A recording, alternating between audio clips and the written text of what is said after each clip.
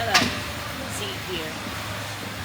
I'm going to be reading from Antonio Gramsci's Prison Political Writings.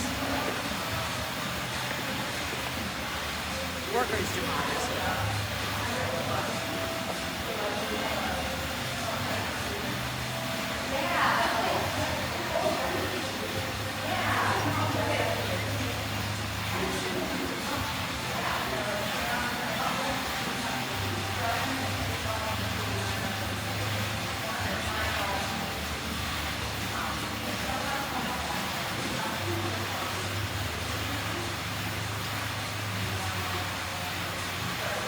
Antonio Gramsci, 1919, Workers' Democracy. Leodine Nuevo, June 21st, 1991. Translated by Michael Harvey.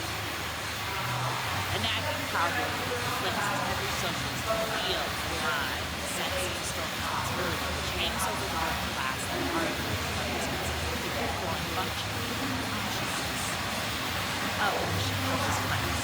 How to control the social forces which the war has unleashed. How to discipline them, give them political form itself in virtue of the form of integrating self-consciousness continuously until it becomes the framework of the socialist state in which the dictator proletariat.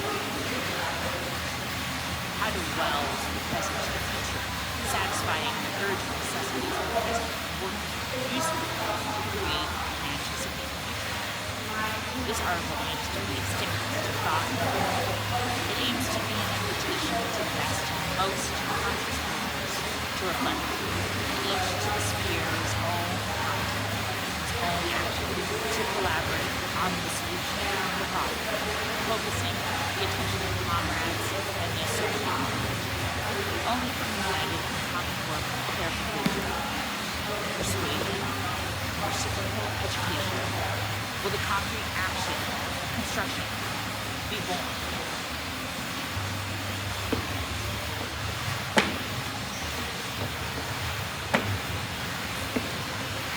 The socialist state potentially already exists in the social life, characteristic of the exploited working class, connecting these institutions to each other, coordinating them, and subordinating them in a hierarchy of competencies and powers, and strongly focusing them while respecting the necessary autonomy and flexibility, means creating from now proper workers' democracy to effective and active counterposition to the bourgeois state, already prepared to replace the bourgeois state in all of its essential functions of management and control of national property. The labor movement is today directed by the Socialist Party by the Federation of Labor for the exercise of the Socialist Party Federation takes place with a major mass of workers, of course, by proletariat, thus by inertia. The sphere of the Socialist Party spans daily, reaches working class security, and claims the consensus and desire to work rigorously for the coming of communism in groups and individuals up to now absent from the political struggle. It is necessary to give a political form and permanent discipline to these disordered and chaotic energies, to absorb, assemble, and empower them, to make of the proletarian and semi-proletarian class an organized society which educates itself, which makes its own experience, which acquires a responsible consciousness of the duties which fall to the classes come to state power. The Socialist Party and the trade unions cannot absorb the whole working class, except through the work of years and decades. They do not identify immediately with the proletarian state. In the Communist Republic, in fact, they continue to operate independently of the state, as institutes of propulsion of the party, or of control and partial realization of the unions. The party must continue to be the organ of communist education, the focus of faith, the repository of the doctrine, the supreme power which harmonizes and brings to a point organized and disciplined forces of the working peasant class. Precisely to rigidly develop its office, the party cannot open the doors to an invitation of new members, not used to the exercise of responsibility and discipline. But the social life of the working class is rich with institutions. It articulates itself in multiple activities. Precisely these institutions, these activities, need to be developed, organized together, connected to a vast and flexible, articulated system which absorbs and disciplines the whole working class. The workshop with its internal commissions, the socialist circle, the peasant communities, are the centers of proletarian life in which it is necessary to work directly. The internal commissions are organs of workers' democracies, which should be freed from the limits imposed by owners, and in which new life and energy should be inspired. Today, the commissions limit the power of the capitalist in the factory and perform functions of arbitration and discipline. Developed and enriched, they should tomorrow be organs of proletarian power, which will replace the capitalist in all his useful functions of direction and administration. Already workers should proceed to the election of vast assemblies of delegates, chosen from the best and most conscious comrades on the watchroom. All power in the workshop to the workshop committees, matched together. All state power to the worker and peasant councils. A vast field of concrete revolutionary propaganda would open for communists to organize a party in the district circles. The circles, in agreement with urban sections, should make a consensus of the labor forces in the area and become the seat of the district council of the workshop delegates. The ganglion, which ties and concentrates the proletarian energies of the districts. The electoral system can be varied according to the size of the workshop. However, the aim should be to elect one delegate for every worker, 15 workers, divided by category, as is done in English workshops, arrived by gradual elections, and a committee of factory delegates, which includes representatives of the whole labor complex, blue collar, white collar, technical.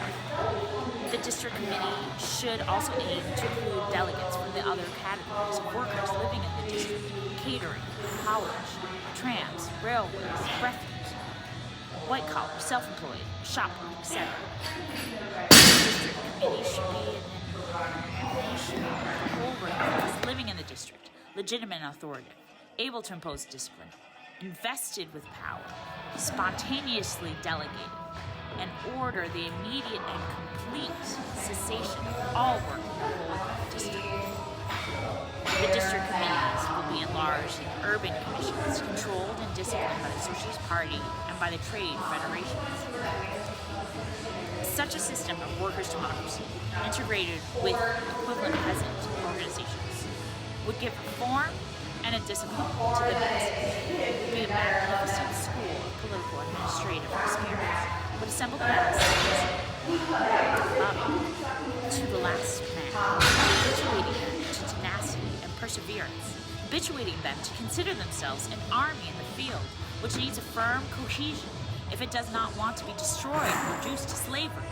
Every factory would form one or more regiments of this army, with its corporals, with its communication services, with its officers, with its general staff, delegated powers for free election, not imposed authoritarian, through the rallies held inside the workshop. With the increasing work of propaganda and persuasion developed by the most conscious elements, a radical transformation of the workers' psychology would take place, would render the masses better prepared for and capable of the exercise of power, would diffuse a consciousness of the duties and rights of the comrade and the worker, concrete and efficient because spontaneously generated by the living historical experience. We have already said, these rapid notes are put forward only to stimulate thought and action. Every aspect of the problem deserves a vast and deep treatment, clarification, subsidiary, and coordinated integration.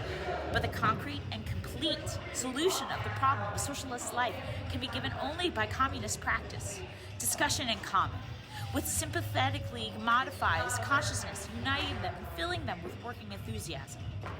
To tell the truth, to arrive together, to act the truth, is to achieve a communist and revolutionary act. The formula, dictatorship of the proletariat, must cease to be only a formula on an occasion for outbursts of revolutionary phraseology.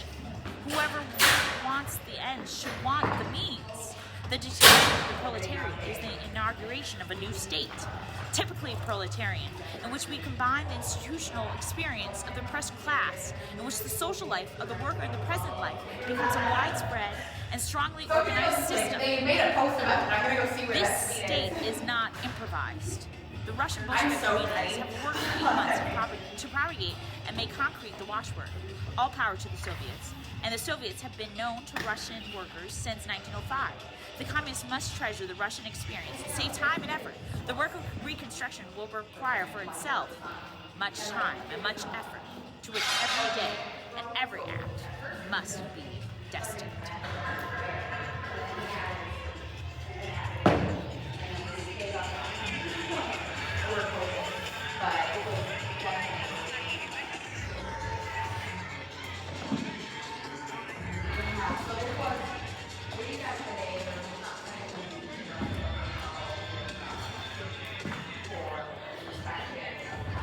Building inspection violations that they never got fixed, and there was like a mass exodus, and we thought about like, you know, maybe Mike was saying like maybe we need to do it, but he's like, yeah, the amount of work